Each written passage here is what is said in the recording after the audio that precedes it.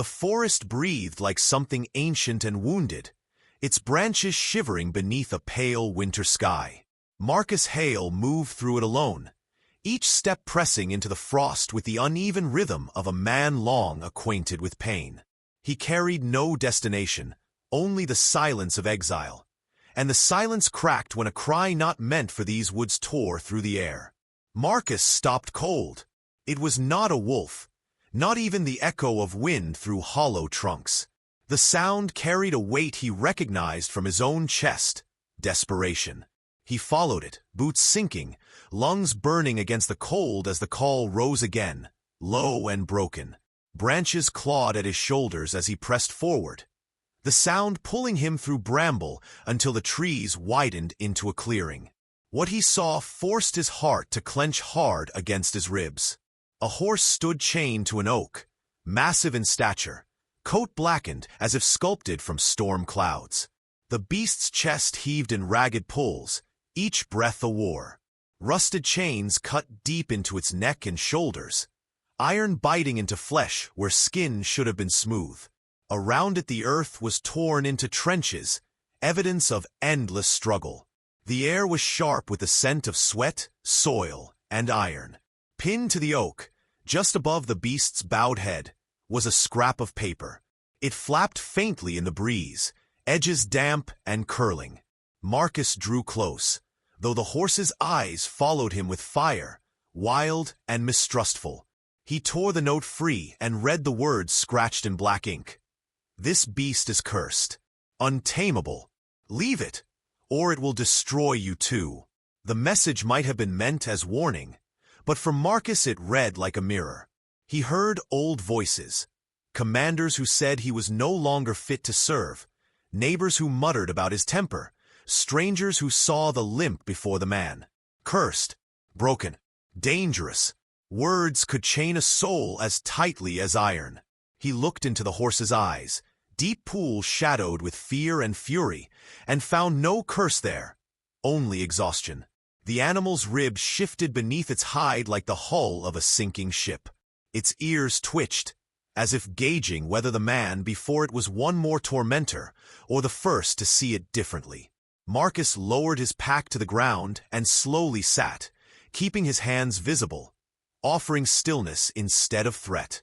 "Easy," he whispered, the word more for himself than the beast. His voice, hoarse from disuse, slipped into the silence like a thin bridge. The horse's breath steamed, nostrils flaring. For a long time neither moved.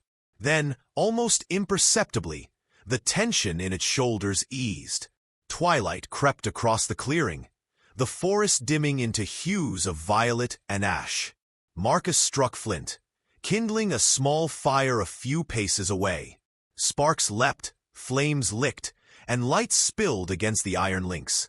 He ate from his pack sparingly, chewing tough bread while speaking aloud to the night. He told the horse nothing rehearsed, only fragments. How his leg had never healed right. How silence could feel louder than bombs. How he'd left behind faces that haunted his sleep. The beast shifted once, great hooves pressing into the earth, but it did not rear. It listened in its way, and Marcus, to his own surprise, found comfort in being heard. He studied the chains glinting in the firelight. Whoever fastened them had meant permanence. Bolts had been driven deep into oak, iron twisted with cruel patience. This was not restraint. It was punishment. Rage stirred within him, not hot and reckless but heavy, steady. He knew what abandonment felt like. He would not leave this creature to die unnamed beneath the trees. The night wore on, stars winking coldly through ragged clouds. Marcus leaned back against his pack, the ache in his body singing with every breath. Yet his eyes never strayed far from the chained giant. When sleep threatened, he forced them open, unwilling to let fear or weakness claim him here. In the distance, a branch cracked. He stiffened, scanning the shadows until silence returned. Then another sound, faint, but sharp enough to sharpen his instincts.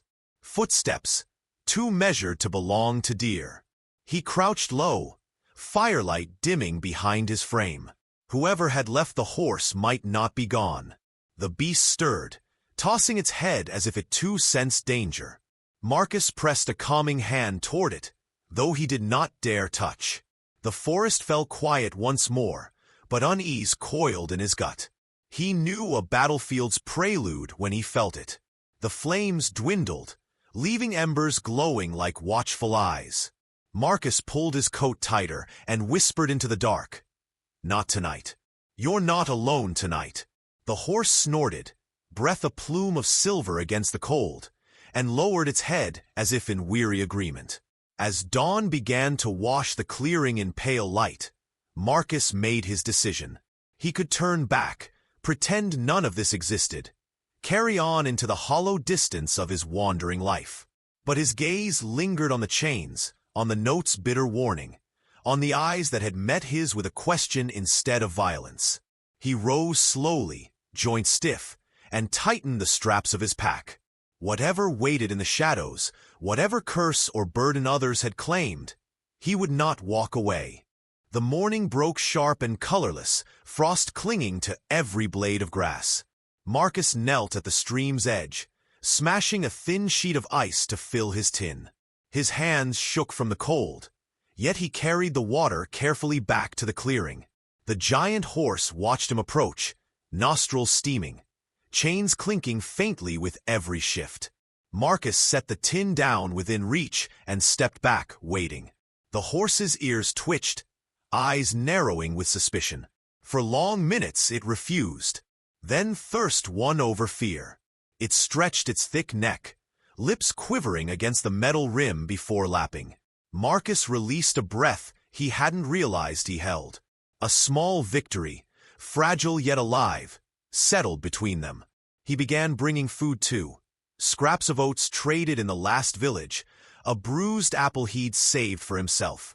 The horse never accepted at once, always watching him first, but eventually the offering vanished, leaving Marcus with a strange sense of purpose. Caring for this animal felt less like charity and more like recognition. One scarred creature keeping vigil for another. Each evening he spoke aloud, words spilling easier than they ever had with people. He told of his discharge, the limp that marked him as less, the comrades who stopped writing. Sometimes his voice wavered, but the horse's steady breathing anchored him. He called it Titan. The name felt right, a nod to strength hidden beneath chains. But shadows lingered beyond the firelight. Bootprints appeared one morning near the ridge, fresh, heavy. Marcus crouched to examine them, heart tightening. Hunters, perhaps. Or worse, those who had left Titan here, returning to finish the work. He glanced at the animal, ribs showing under its hide, eyes flicking toward the woods with the same unease. Instinct whispered. Time was running short. That night, voices cut through the stillness. Two men, careless with laughter, passed along the edge of the clearing. Marcus flattened against the earth, pulse pounding. Their words carried clearly. Thought the beast'd be gone by now. One sneered. Takes longer for curses to burn out, the other replied. Either way, it's ours to deal with. Their footsteps receded, swallowed by the trees, but the echo of their claim lingered. Marcus stared at Titan, whose ears had pinned back, breath quickened. Rage stirred in his gut. Not the wild anger of battle, but the hard weight of injustice. He had seen men abandoned, labeled burdens. He would not allow it again. The fire burned low as Marcus approached the oak. He pressed his palms against the iron, feeling the cold bite into his skin. The bolts had been hammered with intention, thick links twisted cruelly. He tested them, pried at them until his hands bled. Titan shifted uneasily, but Marcus spoke softly, steady as stone. Easy. I'm not leaving you. Hours dragged. His muscles screamed. His leg throbbed with every crouch, but he refused to stop. Memories surfaced. His squad under fire, his body refusing to rise fast enough. The shame of rescue instead of victory. Chains had defined him too. Breaking these became more than mercy. It was survival of spirit. The first lock gave way with a groan that echoed through the clearing. Titan jerked, eyes wide, but Marcus steadied him with a whisper. One by one, he worked at the rest, each snap of rusted iron a drumbeat against silence. Sweat mixed with blood on his palms, his breath ragged in the cold. Still he continued. Finally, only one length remained, thick as his wrist, biting deepest into the oak. Marcus leaned his entire weight against it, teeth gritted, the world narrowing to metal and pain.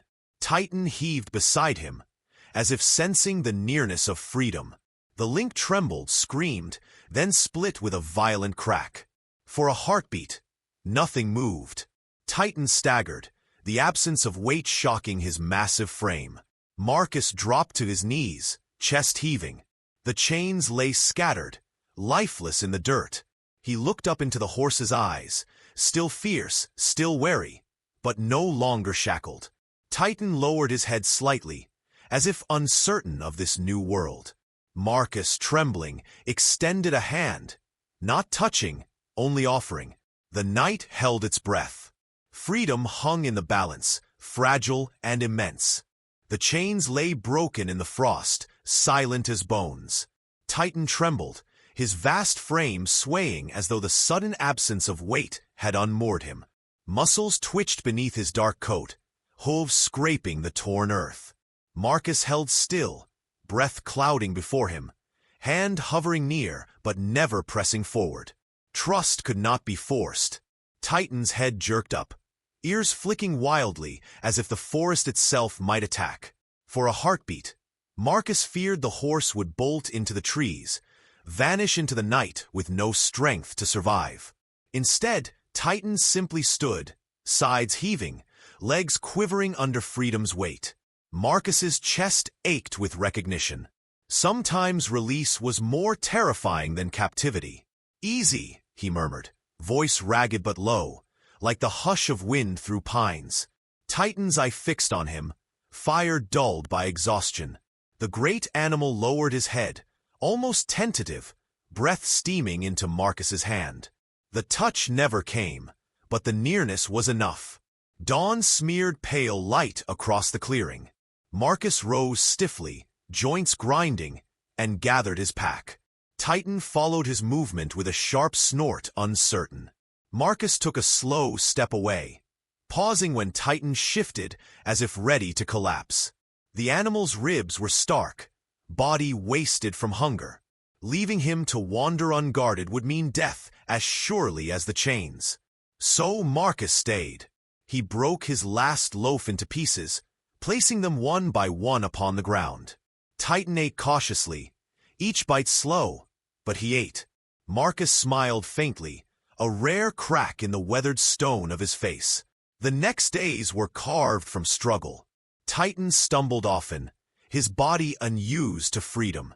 Marcus walked beside him, leading with soft words, never a rope. Villagers watched from doorways as the veteran passed with his colossal companion. Children whispered legends, calling the horse a monster, a spirit, a night steed returned from forgotten wars. Marcus ignored their stares, though the old ache of judgment gnawed at him. He was still the limping soldier, only now tethered to something greater and far more visible. One rain-heavy night, Titan collapsed. Marcus dropped to his knees, mud splattering his face, hands pressing against the giant's trembling flank. Panic gnawed at him, sharper than any battlefield fear. "Not now," he whispered, shoving food from his pack toward Titan's muzzle, coaxing him. The horse groaned, eyes fluttering, then after a long, desperate moment, pushed himself upright again. Marcus leaned his forehead against the animal's shoulder, relief shaking through him. A bond had been sealed not with ease, but with survival. Their progress carried them to an old rancher's farm, where a man with weathered eyes and calloused hands offered a roof for the night. He studied Titan with reverence and unease. Over stew, he warned Marcus quietly. "Beasts marked by fear don't lose it easy. Folks won't forgive what they don't understand." His words rang in Marcus's chest long after they left the warmth of the hearth. The warning proved true. Days later, as Marcus mended his boot by the cabin he had taken shelter in, shadows darkened the doorway. Two men stepped inside, rifles slung, rain dripping from their coats. The same voices he had heard in the forest. Their eyes narrowed on Titan, who stood tense behind Marcus, ears pinned flat. "That's ours," one spat, gesturing with his rifle. "We chained him. We decide what's done with him." Marcus rose slowly, scarred hands steady despite the storm rising inside him. "You left him to die," he said, voice low, unflinching. "He belongs to no one now." The men sneered, shifting uneasily under his gaze. Rain hammered the roof, thunder splitting the silence. For a moment, Marcus thought they might raise their weapons. Instead, they cursed under their breath and stepped back into the storm, promising they'd return. Marcus closed the door, pressing his palm against the wood, breath sharp in his throat. Behind him, Titan pressed forward, muzzle brushing his shoulder like a vow. Together, they stood against the dark. The storm arrived like a war renewed, rain slashing the valley until rivers swelled beyond their banks. Marcus woke to shouts carried through the wind. Families scrambling onto rooftops, children crying in the dark. Water surged through fields, swallowing fences, tearing trees loose as though the land itself had turned against them. He turned to Titan, whose massive frame shifted uneasily in the lightning's glare. The cabin shuddered as the flood pushed closer. Marcus felt the weight of decision settle in his chest. He had sworn never to ride again, not since the desert where an explosion had taken both his comrades and his faith in his body. But now the valley needed more than fear. He tightened his coat, pressed his forehead briefly against Titan's, and whispered, "It's us now." With careful steps he climbed onto the horse's broad back, his body protesting, legs screaming with every movement. Titan surged beneath him, energy coiled like thunder, and for a moment Marcus feared he would be thrown. But Titan steadied, as if recognizing the gravity of the burden placed upon them both. Together, they plunged into the flood. The water struck like ice, biting through cloth and skin. Titan fought the current, muscles rippling with power, hooves striking unseen ground. Marcus clung tight, shouting against the storm as he steered toward the nearest cries. A boy clung to the roof of a half-submerged shed, eyes wide with terror. Titan pressed forward, chest deep in the torrent, until Marcus could lean low and haul the child onto the horse's back. The boy sobbed into his soaked coat as Titan turned, carrying them to higher ground. Again and again they returned. Each trip tore more strength from them both. Marcus's arms burned, his leg threatened to give, yet Titan carried on, dragging through currents that would have crushed lesser beasts. A mother was pulled from a tree limb, her infant pressed against her chest. Two elders were lifted from a wagon moments before it shattered. Lightning carved the sky, framing the pair as something more than man and animal, something forged for this very night. The two men returned as well, rifles across their backs, standing on a ridge above the flood. Their faces were pale in the stormlight as they watched Titan fight through waters they would never dare enter. One spat into the mud, muttering curses, but neither moved to interfere. The sight of what Titan had become broke their claim more than any words. At last the cries dwindled. Survivors huddled together on dry knolls, eyes wide, whispering as Titan emerged from the current one final time. Marcus slumped against his neck, exhaustion shaking every limb. They dismounted on trembling legs, the veteran leaning heavily against the horse's flank. Around them the valley lay scarred, homes ruined, fields drowned, yet life remained. Dozens saved because of one man and one animal once abandoned to die. The villagers approached slowly, reverently. No one called Titan curse now. Children reached to touch his drenched coat, their faces lit with awe. An elder clasped Marcus's arm, voice breaking. "You gave us back our families." Marcus only shook his head, resting a hand against Titan's mane. "He did," he answered simply. The dawn came quietly, painting the ruined valley in hues of gold and sorrow. Smoke rose from collapsed chimneys, yet voices carried, grateful, alive. Marcus stood beside Titan on a ridge, overlooking the people they had saved. For the first time in years, his chest felt unburdened. He had been told he was broken, that he had nothing left to give. Yet here, with Titan breathing steady beside him, he had found purpose again. He pressed his palm to the horse's shoulder, whispering low enough only Titan could hear. "We're free now, both of us." Titan lifted his head, mane whipping in the morning wind, and let out a sound that rolled across the valley like triumph. Together they turned from the wreckage, man and beast walking into the horizon not as remnants of chains, but as symbols of what endurance could become. Behind them, the world watched in silence, stunned not by the storm's destruction, but by the unbelievable bond that had risen from it.